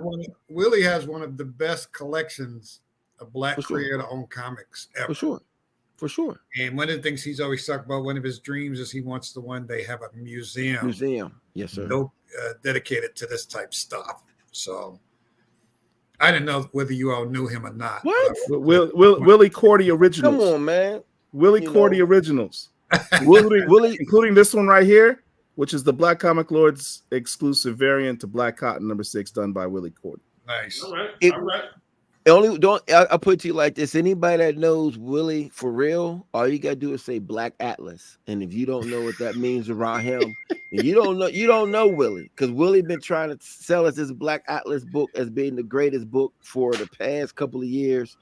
and it's crazy. But Willie's a good brother, man, and you know, there's a lot of us in this collective. Oh, someone just made a reference to the Savage Dragon book, the issue that it 250. They did. It's 250. Savage Dragon 250. Okay. But I just want to say that, and you know, it's once again, it's an honor, and I appreciate it. And like I told these guys, I said, "You're having these brothers on. I got to get on this particular episode." I said, I'm not part of the interview. I'm just here. I just wanted to be here and be, you know, part of this particular moment. And I can't wait for the new issue to come out. And like I said to you before, man, whatever you need, whatever y'all need from me, I got it. It's not even a question. See, that's the one thing that's very powerful about us coming back. You know, people always talk about, you know, the historical nature of tribe. So historical to me always means like things in the past and all that thing, Right. And their legacy on people. But part of coming back now is, you know, being in the present day and using the present technology that's even, to be able to, just like I said, being able to reach out to Paul or talk to you, and all of us being on this particular technology now, reaching whoever's watching or whoever's going to listen to it when it's, you know, rebroadcast on YouTube, man. This nature is kind of flattening, you know. It's like the world is kind of flat now. We can all communicate and get the word out about what you're doing. So it's all about just putting the product out now. I think the people that want to see it, you know, they're out there. That's what's up. Right. And I'm in my last part because I could talk, you know. It's, you know, and I'm being honest, you know. I feel like sometimes in our particular space, there's the good and the bad. You'll have different people who are doing their own particular thing, who don't want to collaborate or who don't want to share the love or who don't want to connect everybody. And you know, I feel like, you know, if you do that, you're a clown and you're a sucker, because we all got to be together in this culture. We all got to look out for each other in this culture. And I feel like all the groups and the subgroups and things of that nature, like me, I'm all about bringing people together. And I think that if the Black Comic Lords have y'all brothers on here, all these other spots that are in the culture should be sharing it, should be talking about this in their spaces, because this is about everybody. You know, the culture can't reach who it needs to reach if we don't do the work ourselves. So, you know, that's all I'm going to say. I'm not with the sucker shit at all, man. And I just feel like this is bigger than comics. This is about relationships. This is about us. And I'm just happy to be a small part of it at this particular stage. Here. And that's what it's supposed to be. For those who don't know, Phil is putting together a major film, a documentary about collections in Black. Not just his collection, but those of our culture. And Derek, can you play his promo? I want everyone to go ahead and reach out to Phil's channel 33 and a third. We don't have the sound, do we? The sound's messed up. We're gonna jump off of there, man. I don't know. We had some issues with the codec with playing on StreamYard, but it is what it is. But you could go to 33 and a third media on YouTube, and you can watch the joint, and it's gonna be dope. And we have a quality. That thing looks super dope, man. I mean, this is not Thank you, Brother Johnson. Cell phone footage. No, sir. We're not playing them games. You know, it's about being competitive. You know, it's all high def. Hey, we can at least play this version.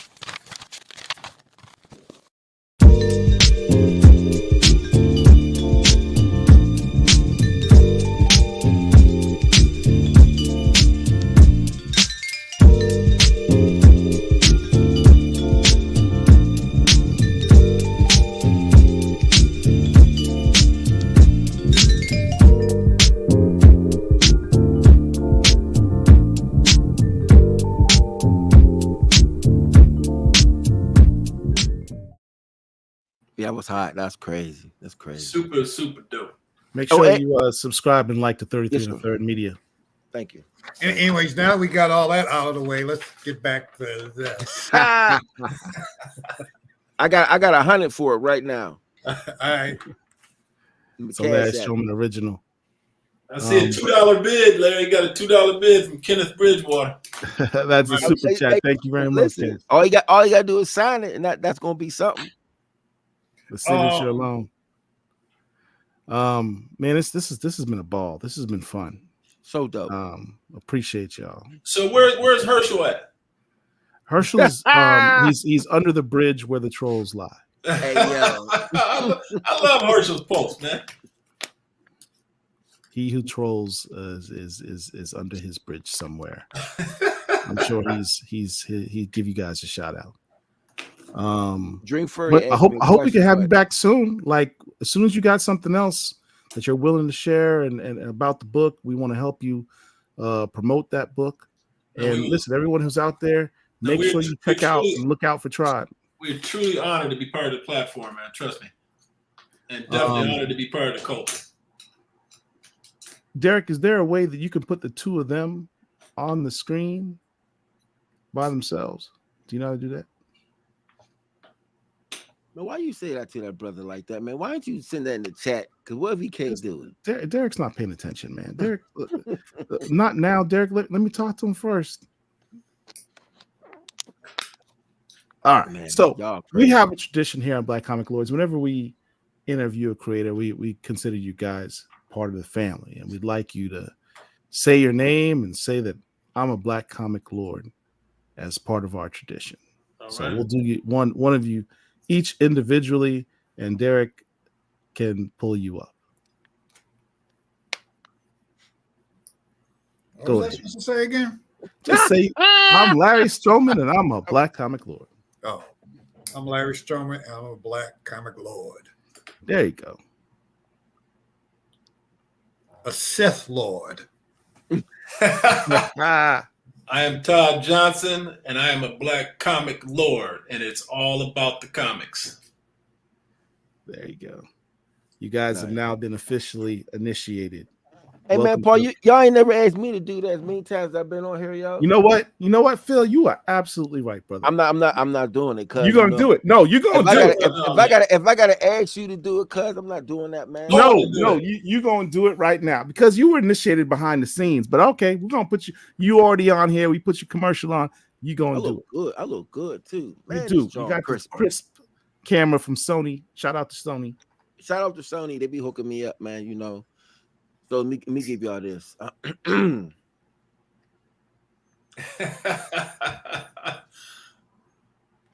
My name is Big Phil. I'm about to say something crazy. I'm not going to do that on y'all broadcast. My name is Big Phil, and I'm a Black Comic Lord. There you go. Is that good enough? There you go. Now you are initiated. We'll talk to you guys about the secret handshakes and the passwords. I don't know if I like that. I guess we all belong to the Shiny Head Club. Look at it. Shiny Head Club, man. Woo! Check it out. Bald-headed crew to stand up. Let's go. Bald heads and beards. There you go. With a little gray. Hey, I got a little in there. Mm-hmm.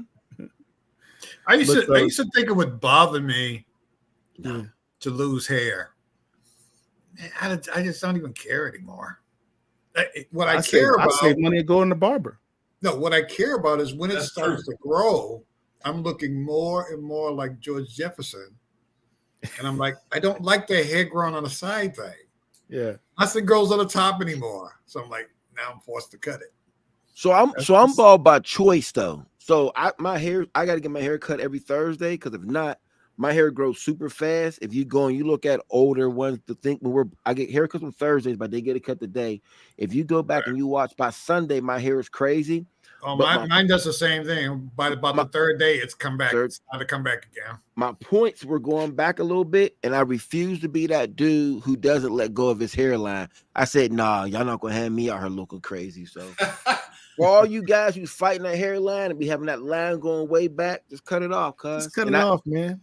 And mine wasn't back far, but I said I'm not going to be that guy. So I said, let me get rid of it. I think we got a few years on you too, Phil. No, I'm not sure. I'm old now. I'm old. I think we got a few years on you. Okay. Y'all might be surprised. Okay. It's all good. You guys are a trip. Well, let me ask you this. Yes, sir. Do you remember when Davy and Goliath first came on? You talk about the claymation cartoon? Yeah. Come on, man. Oh, we could do this all day. You remember when Hercules? remember Hercules, and he had the little what's his name named Pip, and he would play the little wooden flute. Yes. Oh yeah, see that laugh? I know what y'all talking about.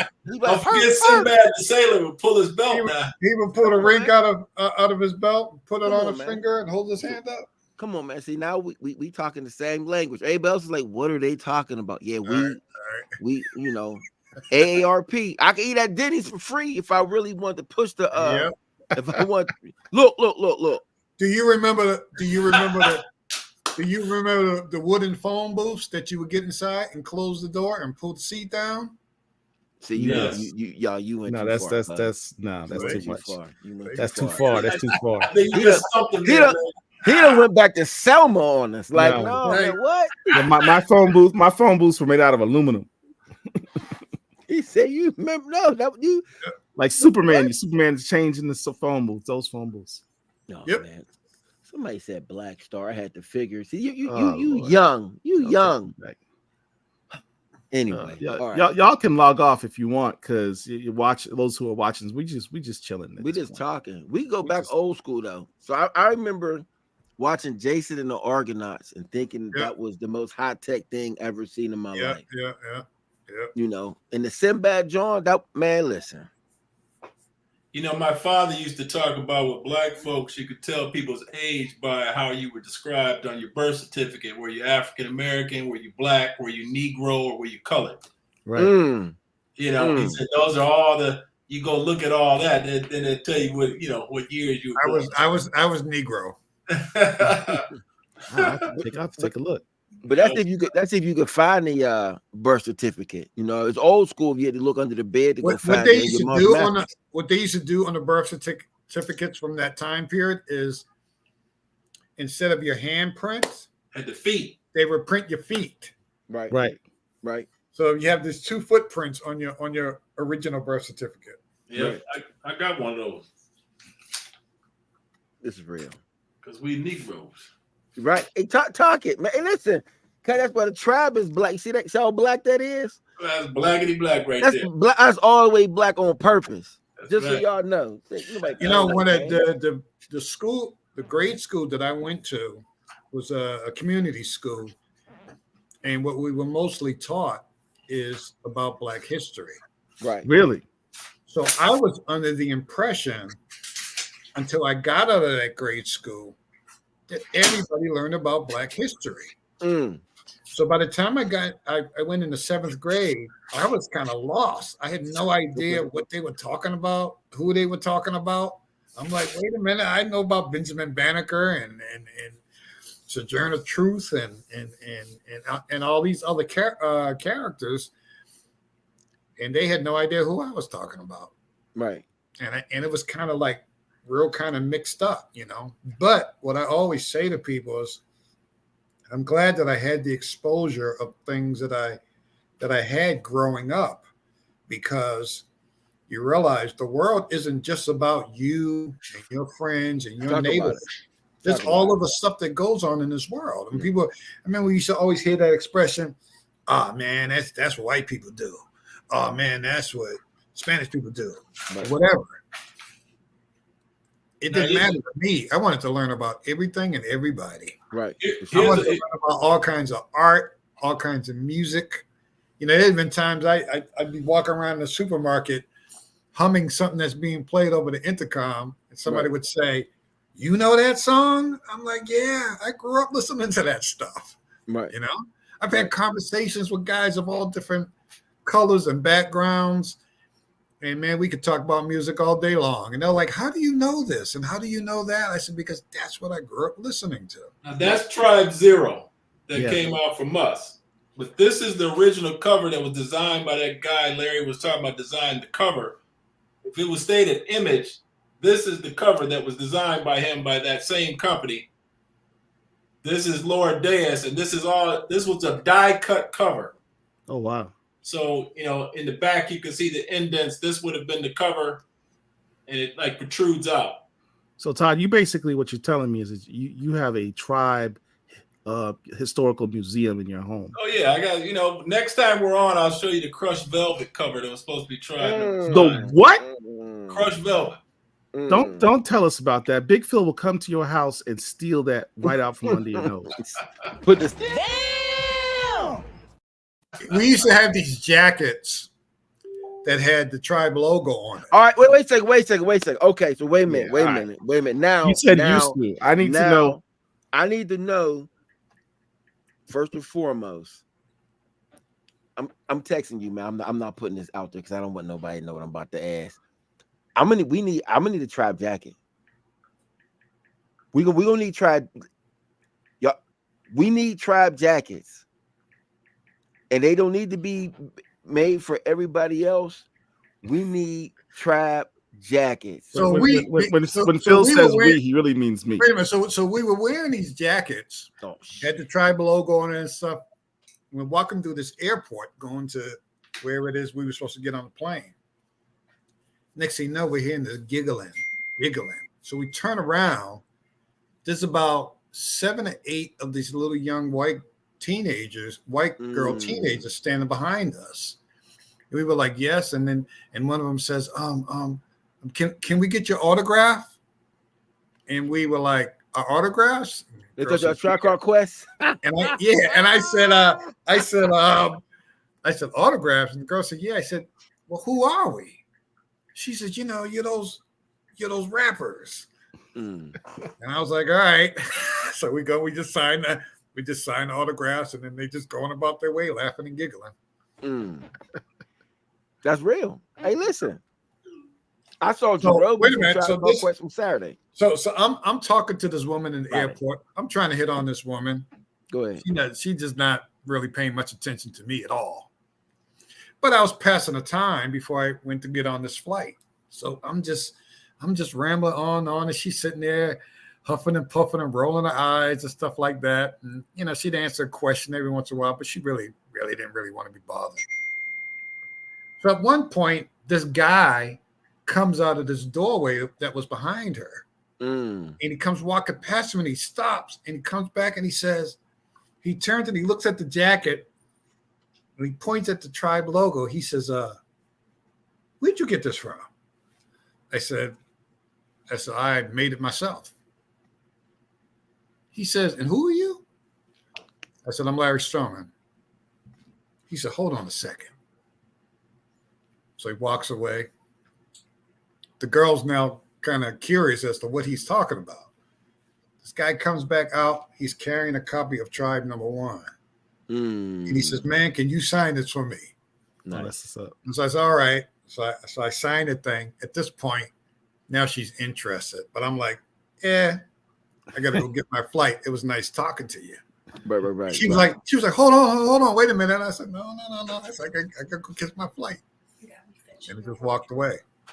I need people to understand this is, we could talk comics all day. We could do this, but it's about these particular conversations, and you're not going to get this anywhere else. This is when it's just real. And Todd, what you about to show, man? You about to show something crazy? Crushed velvet, baby. Well, see, crushed velvet cover, man, just out of control. Wait a minute, crushed velvet cover is actually a cover, and it's crushed. This dude's a comedian. This is out of control. And here's the custom hats.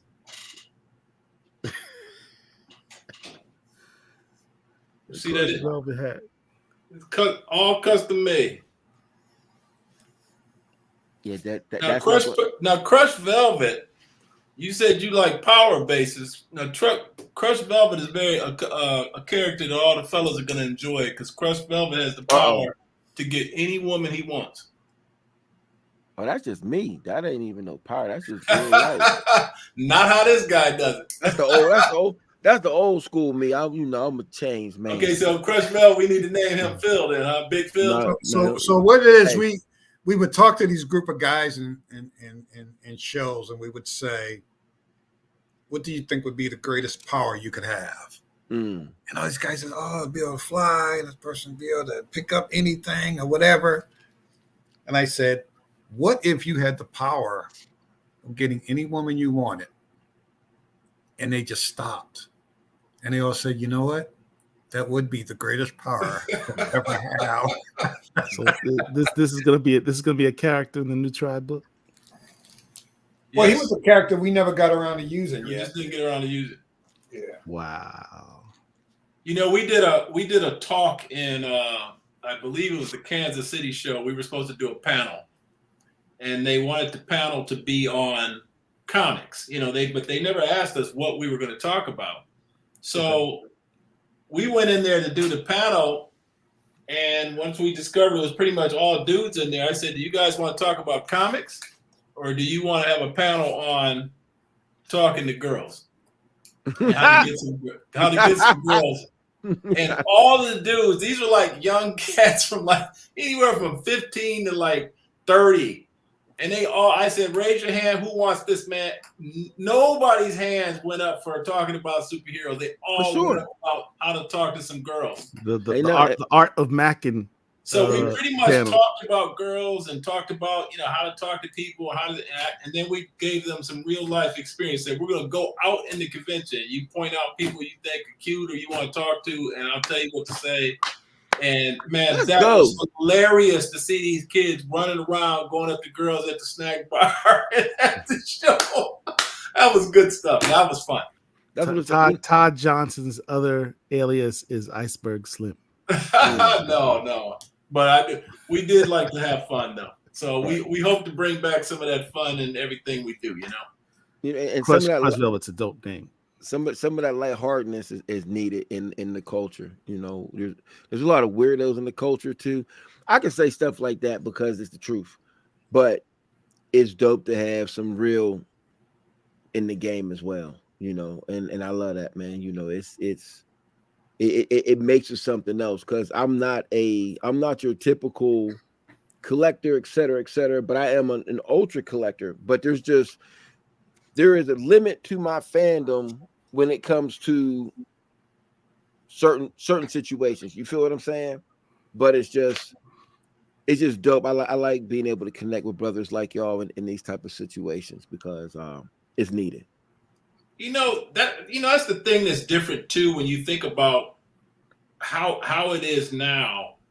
You know, when I look out sometimes and see like even the stores, like I talked to some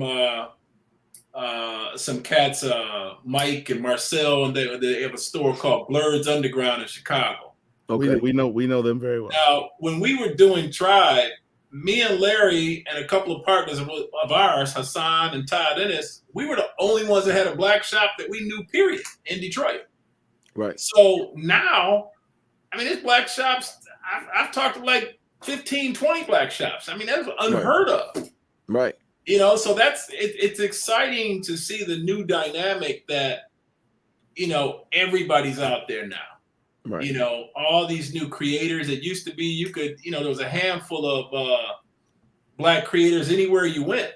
You know, now, man, I mean, these cats out here doing it, man. Just like you said with Sean Hill and Victor Dandridge and Michael Watson and Greg Burnham. I mean, cats are out there killing it now. You know, so that's my guy too. Yeah, we look forward to kind of bringing some of our old school charm up to the new school, you know. So that's what's up. You know, I wish we could just all get together at a con and just do a real big, man.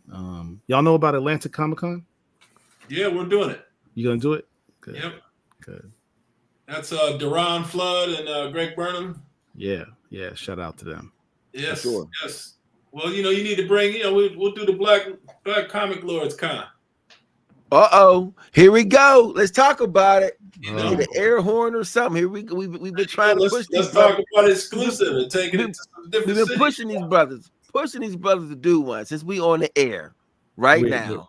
It's something that we have talked about since the very creation of the Black Comic Lords. It's the goal. That's the goal. It is one of our major goals is to have a Black Comic Lords con. Yes, sir. Okay. That's not a secret. Okay. We'll get there. What is Club Shay Shay? I never heard of that. Just go on YouTube. Put Club in Shay Cat, Shay is put that in one Cat where Williams Cat interview. Williams interview, Larry. Oh, okay. But they're probably talking about when Shannon Sharp talks to Ocho Cinco when they're going back and forth and they're having their jokes. But let me say this too about Atlantic Con. I was up there with Deron, and I went up there because he was shooting a promo. That's my guy. And I'm gonna tell you something. I went and I seen the space where it's going to be at, and I was behind the scenes and getting some dope footage. It's going to be a dope con, man. I suggest, everybody, try and put on their calendars and come out there and support the brother out there at Atlantic Comic Con because it's needed and it's going to be dope. And hey, he has that cat that just popped up too, man. That dude's doing some dope ass work. Newton. Oh, Newton LaVar. And if I slayed his last name, I apologize. So I'll just say Newton is doing some kick ass. There we go. And by the way, Newton, I'm gonna hit you up this week, man. We gotta do something next week. Anyway, wanted to thank you all for being on. For those who are watching, if you have not liked this video, you're crazy. You're weird. I need you to hit the like button down there. Make sure that if you have not subscribed to the Black Comic Lords channel, please do so. Please do so. It helps support. It costs you nothing, but it helps us do what we do. And if you feel free to subscribe to my shit too. I'm getting there, man. I'm getting there. My phone, I get excited. And if you want to get notified about our upcoming videos, here's a list that we have of our regular shows, the Wednesday wrap up that we have every Wednesday. Wakanda Whiskey and Blurdom, where me and my boy Mark get a little tipsy on some good quality liquor. And Real Talk with Rich on Sunday. Check out our channel for the other videos that we've done, our interviews like this one, our roundtable discussions. It's all there for you. And of course, please help support Big Phil, who's in the building, 33 and a third media. Go to his YouTube channel, subscribe to his channel. He's doing some big things that, look, we weren't able to play the full commercial that he has, but trust, the brother's doing something that's special and it's big. And I'm really looking forward to it. I'm sorry, I didn't quite catch that. Hey, Paul, do you guys on your Wakanda Whiskey and Blurdom, are you familiar with Den of Thieves whiskey? Den of Thieves? No, I haven't heard of that one. All right, we're gonna talk about that. It's a brother out of New York, man, makes his own whiskey. So, we've been focusing on Black-owned whiskey distilleries. I think the next one we're doing it's a local one called Fort Mose. Okay, I'm familiar. You're familiar with this one? Yep. Is it any good? I'm not a big whiskey drinker. I'm more of a tequila guy, but okay. I think it's pretty good. So one here locally from Florida. So that's going to be the next one that we try, I think, next month. Yeah. We're going to serve that at the Hype Club. And have it covered by Milestone. What was it called? Trust me, the new stuff is going to have a lot of brand crossover in it too. Real life, fake life, everything. So I love that. It'll all be part of it. I think we need to play one super chat video. Thank all the super chats. Yeah, let's go ahead, Derek. Go hit up the super chat video and thank y'all for dropping the super chats. And sorry we didn't do it earlier, but we didn't want to ruin the flow of the discussion. So this one. Donation. It's a donation. I thought it was the trash. Don't be hitting on me.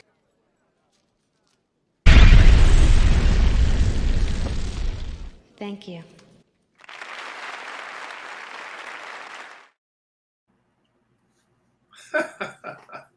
Thank you very much. Well, I don't know if you guys plan on letting us ramble for 2 hours now. I thought it was. Yeah, we can ramble off screen. Yeah, but Derek, it's been fun. You could take us out. Appreciate y'all. All right. Peace.